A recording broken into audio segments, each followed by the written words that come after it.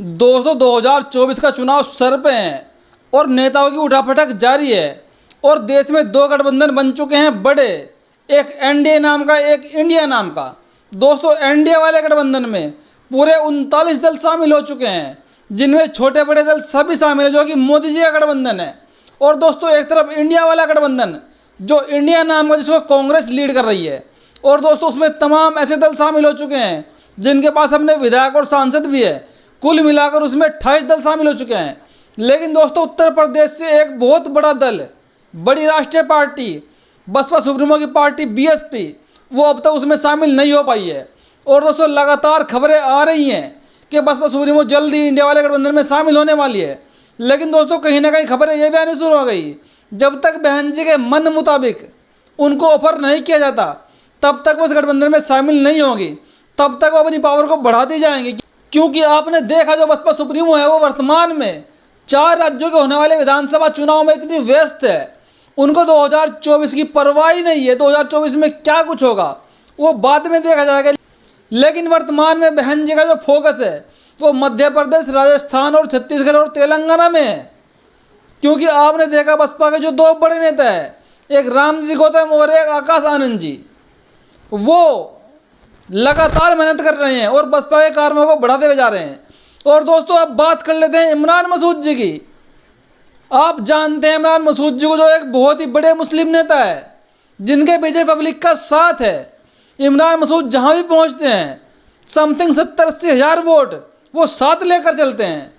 और दोस्तों बात करें अगर हम उनकी, तो अभी कुछ महीने पहले ही, लगभग एक महीने पहले ही बहुजन समाज पार्टी ने, बहन कुमारी मायावती जी ने उनको पार्टी से बाहर का रास्ता दिखा दिया था, यानी कि उनका पार्टी से निष्कासन हो गया था। और पार्टी पर उन्होंने तमाम आरोप भी लगाए उसके बाद कि मेरे पास तो 5 करोड़ नहीं है, मैं कहाँ से 5 करोड़ देता। मैंने 8,000 वोट वाली पार्टी को 1.5 लाख वोट पर पहुंचा दिया। लेकिन मित्रों अगर मैं आपको इनका इतिहास बताऊं तो इमरान मसूद सबसे पहले कांग्रेस पार्टी के नेता हुआ करते थे। और दोस्तों जब कांग्रेस पार्टी ने इनको तवज्जो नहीं दी कहीं ना कहीं, तो फिर इन्होंने रुख किया समाजवादी पार्टी का 2022 के विधानसभा चुनाव से पहले कि शायद यहाँ से मुझको टिकट मिल जाएगा। और इनकी एक उम्मीद थी, इनकी एक आस थी कि सहारनपुर की बेहट विधानसभा से मुझको टिकट दिया जाए साइकिल की तरफ से। लेकिन अखिलेश जी ने इन पर दांव नहीं लगाया, इनको टिकट नहीं दिया और इनके हाथ लगी दोस्तों सिर्फ निराशा। और उस निराशा के बाद इन्होंने चाहा कि मैं इस पार्टी को भी छोड़ देता हूँ।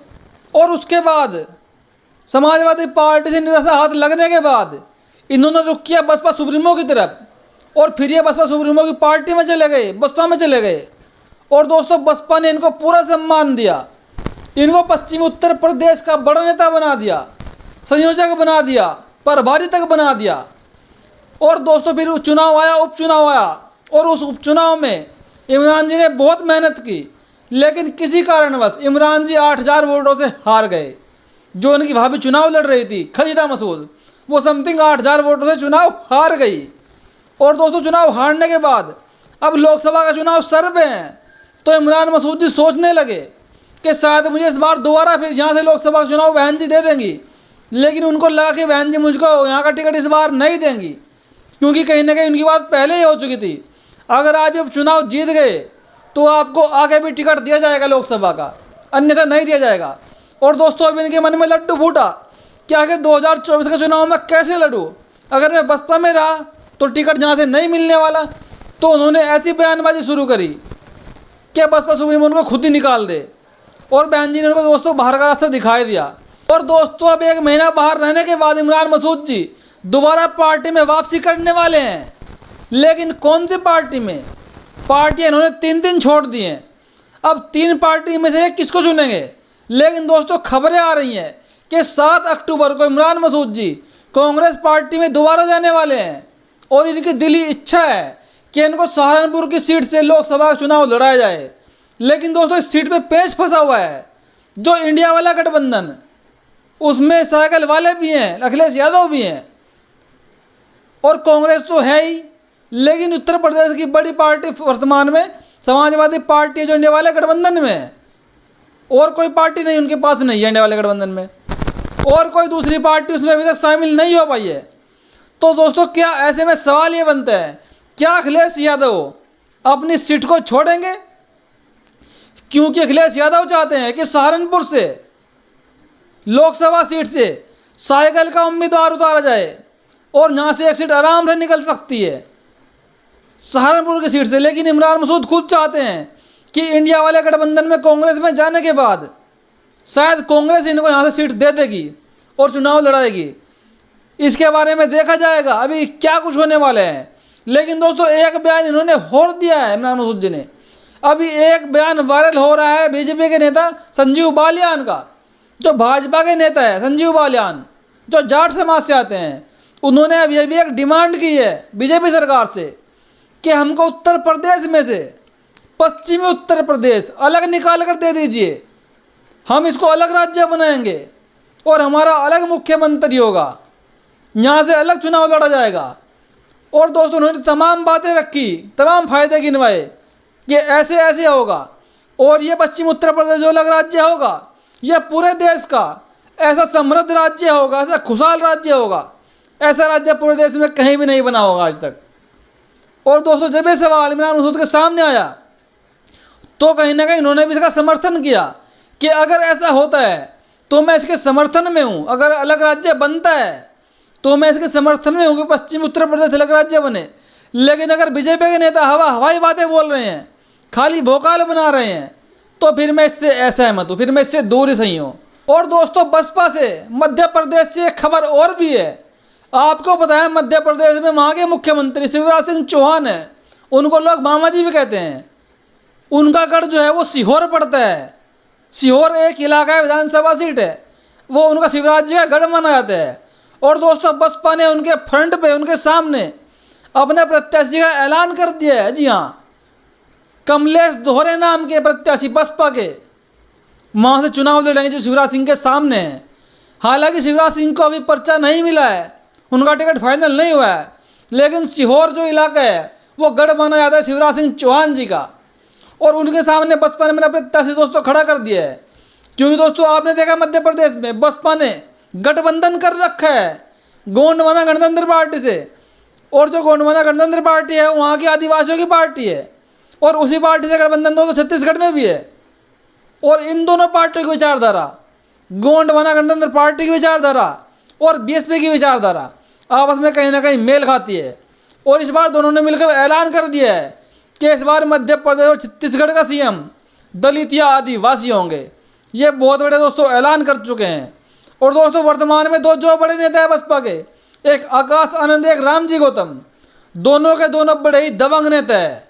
एक को दोस्तों काम पे लगाया गया है कि आप पूरे देश में घूमिए, कैडर कैंप करिए, रैलियां करिए और बसपा के जनाधार को बढ़ाइए।